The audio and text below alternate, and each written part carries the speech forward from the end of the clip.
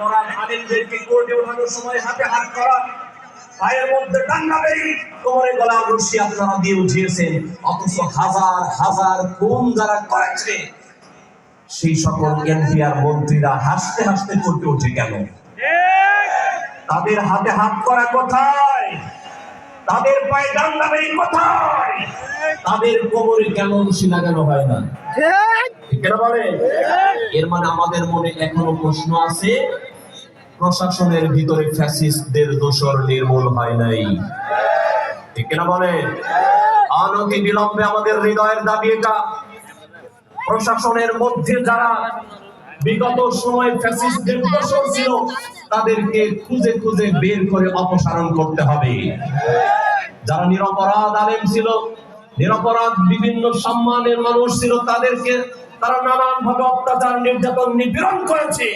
আর এই সকল খুনিদেরকে এত সম্মান দেওয়া হয় কেন? আজকে ঘন্টার পর ঘন্টা, দিনের পর দিন রাস্তা বন্ধ থাকে সালমান এফ রহমানের ফ্যাক্টরির শ্রমিকদের জন্য। আমার তো মনে হয় বাবা দরবেশ এখনো শয়তানি করতেই আছে, ঠিক না? এই জন্য এগুলো খুঁজে খুঁজে বের করে তাদেরকে ধরা লাগবে, ঠিক না বলেন? আল্লাহ যেন তৌফিক দান করেন, বলেন আমিন।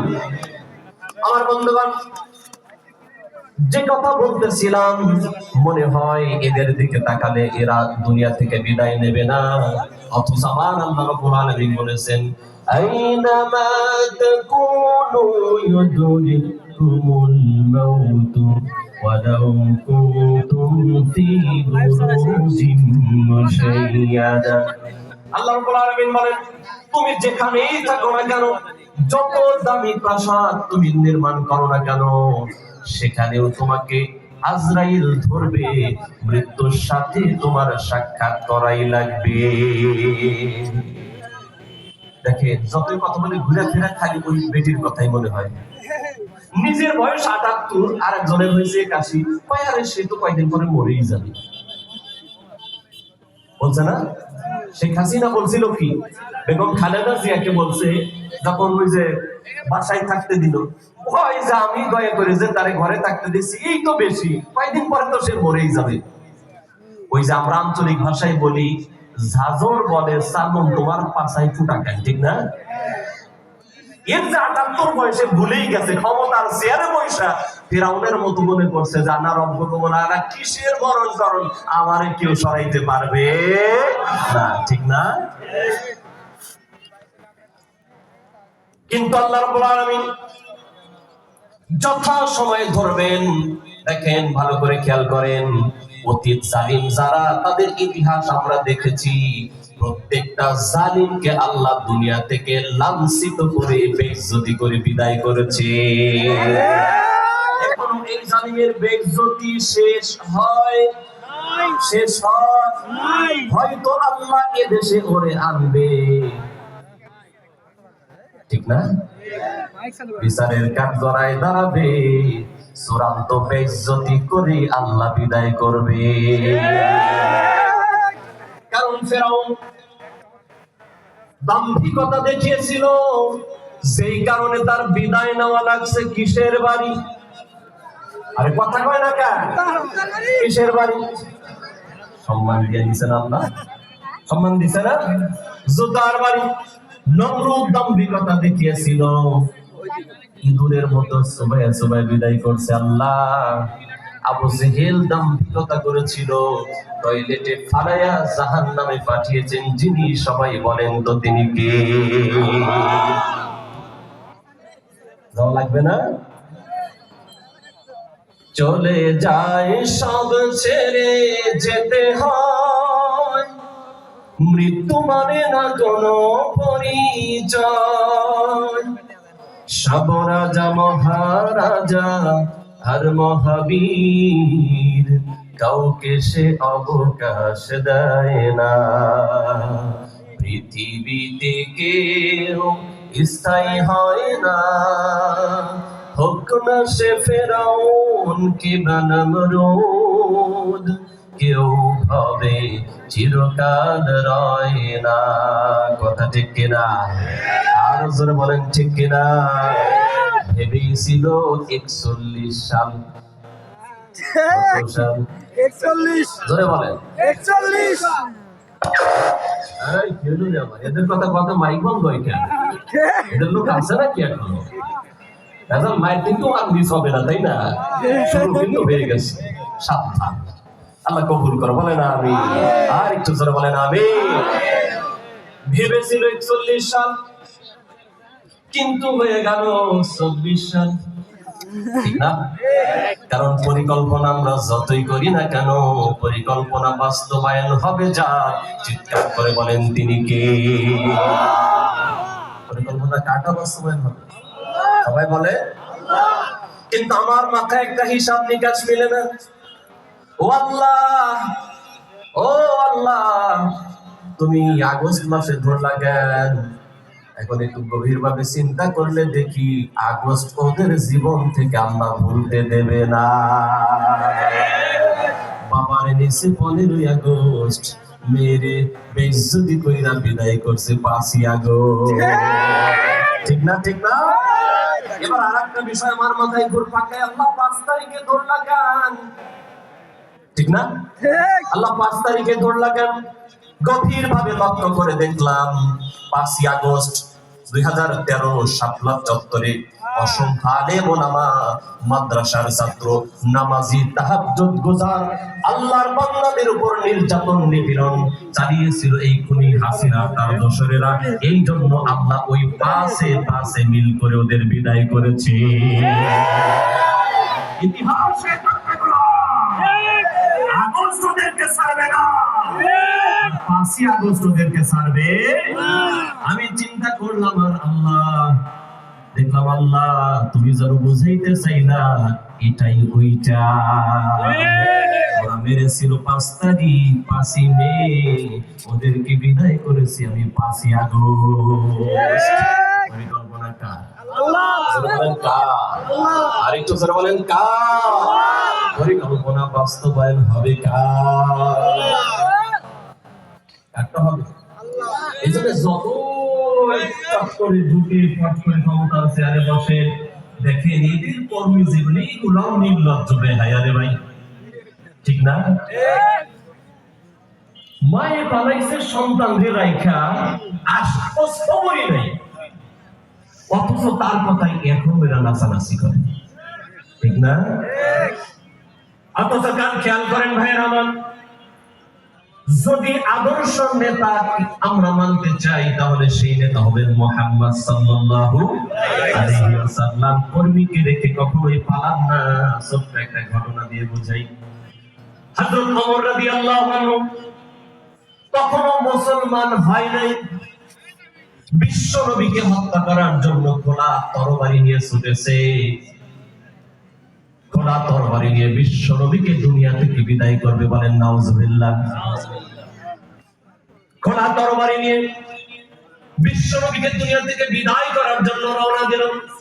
খবর পেল কাবার পাশে দারুল আরকামে বিশ্ব নবী মুহাম্মদ সাল্লাল্লাহু আলাইহি ওয়াসাল্লাম সাহাবায়ে কেরামকে দ্বীনি তালিম দিচ্ছিলেন।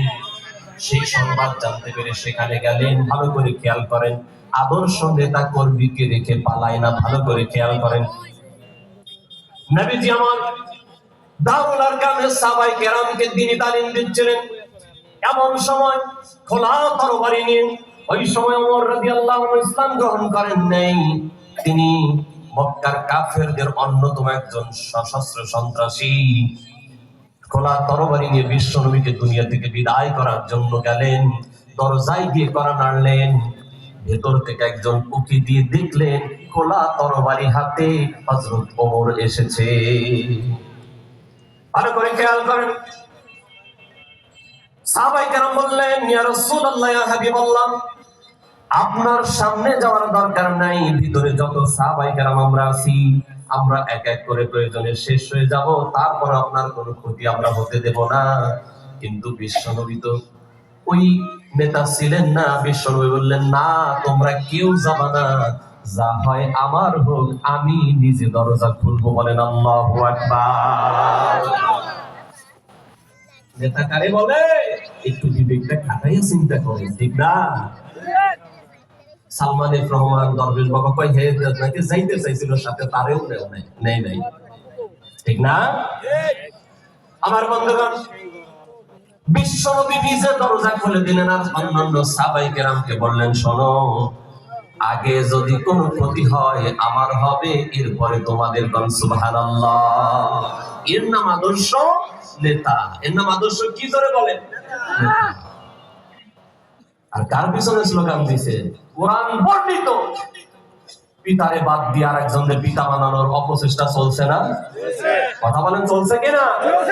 প্রাইমারির ছেলেরা স্কুলের, হাই স্কুলের ছেলেদের যদি এখনো বলে বড় তো জাতির পিতাকে, অনেকেই ওই নাম বলে ফেলবে, ঠিক না? অথচ মুসলমানদের জাতির পিতাকে সবাই বলেন, জাতির পিতা ইব্রাহিম, শেখ মুজিব ঘোড়ার ডিম, জাতির পিতা কথা কয় না, জাতির পিতা ইব্রাহিম, শেখ মুজিব ঘোড়ার ডিম, জাতির পিতা ইব্রাহিম, শেখ মুজিব ঘোড়ার ডিম। এই কথা কি আমার? আল্লাহ রাব্বুল আলামিন বলেছেন, মিল্লাত আবিকুম ইব্রাহিম ওয়া সাম্মাকুমুল মুসলিমিন। কথা কার? আর জোরে বলেন, কথা কার? এখন তো অনেকের ভিতরে আবার ভালোবাসা উতলায়া উঠছে, তাদের প্রতি মায়া দেখানো শুরু হয়েছে, তাদের মনেও কষ্ট হইতে পারে, আরে এত বড় নেতারে এই কথা কইলো কেন হুজুর? এই কথা তো আমার না, এই কথা কার?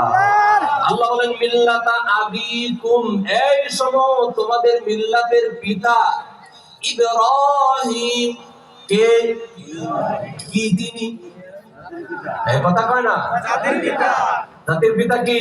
ইব্রাহিম। এবার ভালো করে খেয়াল করেন, যদি কেউ আল্লাহর বিধানকে পিছনে ফেলে নিজের আইন বাস্তবায়ন করতে চায়, দুনিয়াতে তাদের লাঞ্ছনা করেই সারে আল্লাহ, ঠিক কিনা? এত চেষ্টা, বইয়ের পেছনে জাতির পিতা, পেপার খুললেই জাতির পিতা, টেলিভিশনে বছরের পর বছর জাতির পিতা, এত চেষ্টা আপনারা করেছেন, এজ এ রেজাল্ট সর্বশেষ ফলাফল জনগণ আর ছাত্র জনতা কয়, কল্লা থইরা মারো টান শেখ মুজিব খান খান। কল্লা ধইরা শেখ মুজিব হইছে কি হয় নাই? হইছে কি না? আরো জোরে বলেন, খালি কি খান খান রে ভাই, আমার উপরে ওইটা নাকি কি জানি করছে, ও আমি আর কইলাম না। হইছে কিনা বলেন? সুতরাং আল্লাহর কোরআনকে পেছনে ফেলে, আল্লাহর আইনকে, আল্লাহর বিধানকে পিছনে ফেলে, এটা আমাদের জন্য শিক্ষা। আল্লাহর কোরআনকে পেছনে ফেলে যারা নতুন কোন তন্ত্রমন্ত্রে জমিনে বাস্তবায়ন করার চেষ্টা করবে, আল্লাহ তাদেরকে বেইজ্জতি করবেই করবে, এই ওয়াদা কার? আল্লাহর দ্বীনের বিজয় হবেই হবে, এই ওয়াদা কার? আল্লাহ রাব্বুল আলামিন কোরআনুল কারীমে সূরা জুমার মধ্যে বলেছেন, ইউরিদুনা লিইউতফিউ নূরাল্লাহি বিআফওয়াহিহিম ওয়াল্লাহু মুতিম্মু নূরিহি ওয়ালাউ কারিহাল কাফিরুন। আল্লাহ রাব্বুল আলামিন বলেন, ইউরিদুনা, ওরা চায়, লিইউতফিউ নূরাল্লাহ, আল্লাহর নূরকে নিভিয়ে দিতে, ইসলামকে জমিন থেকে মুছে দিতে চায়। আলেম ওলামাদেরকে এই জমিনে মাথা ছাড়া দিয়ে উঠে যাতে না দাঁড়াতে পারে, আলেমরা এই চেষ্টা তারা করেছে। উদ্দেশ্য একটাই, দিন যাতে বাস্তবায়ন না হয়, বইয়ের ভিতরে তারা ইসলামী শিক্ষাগুলোকে মুছে দিয়েছে।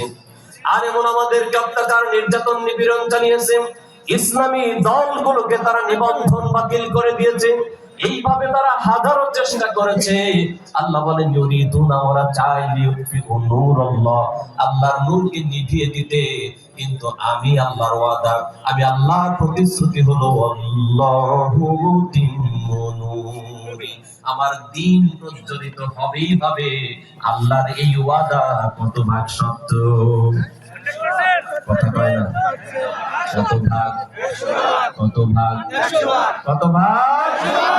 এটা শেখ হাসিনার ওয়াদা না, ওবায়দুল কাদেরের ওয়াদা না, ওয়াদা কার? মির্জা ফখরুল সাহেব, পালাবো না। যদি পালাইতে হয় আপনার বাড়িতে গিয়ে উঠবো। গ্রামের বাড়ি আছে না, কইছে না কইছে না। আর এক লেডি ভার্সন ফেরাউনের তো কি কয়, অনেকেই মনে করে শেখ হাসিনা পালিয়েছি, শেখের বেটি পালায় না, বলছে না। একটা গ্রামীণ প্রবাদ আছে, যে যেটা নিন্দা করে আল্লাহ তারই সেই প্যাচের মধ্যে ফেলে দেয়। তসলিমা নাসরিন পর্দা যেখানে তার এলার্জি ছিল সেখানে, এই জন্য আল্লাহ তার পর্দার ভিতরে ঢুকাইয়াই ভারতে বিদায় করেছে, ঠিক না? পালাবো না, এখন কোথায় আপনারা, কোন গুহায় ঢুকেছেন, ঠিক না? ফেসবুকে পোস্ট করেন কোথা থেকে, কোন গুহায় আছেন, তাদের দেশে না কোথায়? আল্লাহ হিদায়াত দান করুন, বলেন আমিন। আর একটু জোরে বলেন আমিন। আল্লাহর ওয়াদা, আল্লাহ বলেছেন আল্লাহু মুতিম্মু নূরিহি, আমার দ্বীন প্রজ্বলিত হবেই হবে। ও বন্ধু, আমরা দেখি যারা সবচাইতে বেশি নির্যাতন নিপীড়নের স্টিম রোলার চালিয়েছে যেই দলের উপরে, সেনা প্রধান সর্বপ্রথম ওই দলের আমিরকে ইনভাইট করেছে। মিডিয়ার সামনেও এসে তার নামটাই আগেই বলছে, ওয়াদাকা ওয়াদাকা। আরে আল্লাহ সুবহানাহু দিয়ে দেখান আমাদের, তাও আমরা বুঝি না। আল্লামা মামুনুল হক তারে বানিয়েছে ধর্ষণের আসামি, ঠিক কিনা বলেন? নিজের বউয়ের দিয়া ধর্ষণের মামলার আসামি বানাইছে, অথচ সেনা প্রধান তারে কল দিছে না, দেয় নাই। শেখ আসেন, ফ্যাসিস্ট পালিয়েছে, আপনাদের সাথে পরামর্শ ছাড়া দেশ চালানো সম্ভব না, ঠিক না? ঠিক না? এই ওয়াদা কার? ওয়াদা কার? আমার বন্ধুগণ, ভালো করে খেয়াল করেন, অত্যাচার নির্যাতন নিপীড়ন এত চালিয়েছে। আপনারা জানেন, আমার মুসল্লি যারা, আমার মসজিদের মুসল্লি যারা, তারা জানে ঝুঁকি নিয়ে অনেক কথা বলেছি আমি। যেমন যেদিন আরাফাত রহমান কোকো মারা গেল, আপনাদের হয়তো মনে আছে, এই জালেম ফ্যাসিস্টেরা সামরিক কবরস্থানে তারে জায়গা দেয় নাই, ঠিক না? এই যে এখন যে আপনার দলের সাথে মিলে নেই, ঠিক করলেন না নাকি? সত্য বলা লাগবে না? তাহলে আপনি ঠিক বলেন না কেন? জায়গা দিছে? এবার ভালো করে খেয়াল করেন, নারে তাকবীর। আমাদের প্রধান আলোচক এবং প্রধান মেহমান উভয়ই আসতেছে, বলেন আল্লাহু আকবার। আল্লাহ কবুল করে, বলেন আমিন। ভালো করে খেয়াল করেন, ভালো করে খেয়াল করেন। এই যে সব ওইদিকে তাকাইছে আগে নাকি? হুজুরকে বাঙালি নাকি রে ভাই? আচ্ছা, আসতেছে ইনশাআল্লাহ। আসলেই আমার আলোচনা শেষ হবে ইনশাআল্লাহ। আল্লাহ যেন কবুল করেন, বলেন আমিন। আমার বন্ধুগণ, এই দেশে মেজর জিয়ার ছেলে যদি সামরিক কবরস্থানে জায়গা না পায়, তাহলে তো ওর 14 গোষ্ঠীর মামুর বাড়ি দিল্লি পাঠিয়ে দেওয়া দরকার, মেজর আর্মির মেজরের ছেলে যদি সামরিক কবরস্থানে জায়গা না পায়, তাহলে তো এদেশের মাটিতে ওদের জায়গা নাই, ঠিক না? এরপরে খেয়াল করেন, তিনবারের প্রধানমন্ত্রী বেগম জিয়া মাত্র 2 কোটি টাকা, তাও মিথ্যা মামলা দিয়া তারে জেলখানায় রেখেছে। অথচ এই ফ্যাসিস্টের অন্যতম দোসর একাই বিদ্যুৎ কেন্দ্র থেকে শুনলাম 59 কোটি টাকা মেরে দিয়েছে, ঠিক না? মানে বলতেছি ওদের ন্যূনতম দোসর যেটারে ধরে, ওরে ভাই 100 কোটি না 1000 কোটি টাকা, অথচ বাপ দাদাই ভাগ পাইতো না এগুলা, ঠিক না? আমার বন্ধুগণ, এইভাবে চতুর্মুখী আগ্রাসন তারা চালিয়ে বিদায় করার চেষ্টা করেছে, অথচ আল্লাহর ওয়াদা, আল্লাহর দিন বিজয় হবেই হবে। নারায়ে তাকবীর, নারায়ে তাকবীর, আল্লাহু আকবার, নারায়ে তাকবীর, আল্লাহু আকবার। প্রধান বক্তার আগমন, শুভেচ্ছায় স্বাগতম। আল্লামা তারিক মনোয়ার সাহেবের আগমন, শুভেচ্ছায় স্বাগতম। এলাকাবাসীর পক্ষ থেকে লাল গোলাপ শুভেচ্ছা, আশুলিয়ার পক্ষ থেকে লাল গোলাপ শুভেচ্ছা, ঢাকাবাসীর পক্ষ থেকে লাল গোলাপ শুভেচ্ছা। নারায়ে তাকবীর।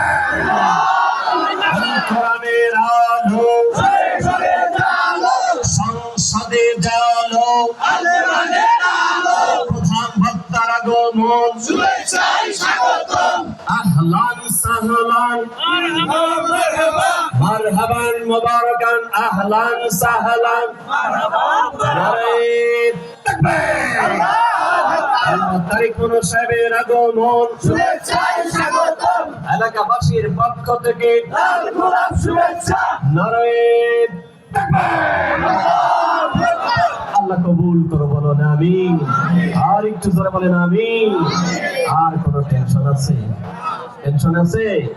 আমাদের প্রধান মেহমান, আমাদের সেরেতাজ আল্লামা তারিক মুনাওয়ার হাফিজাহুল্লাহ স্টেজে এসে গেছেন। বলেন আলহামদুলিল্লাহ। জোরে সোরে বলেন।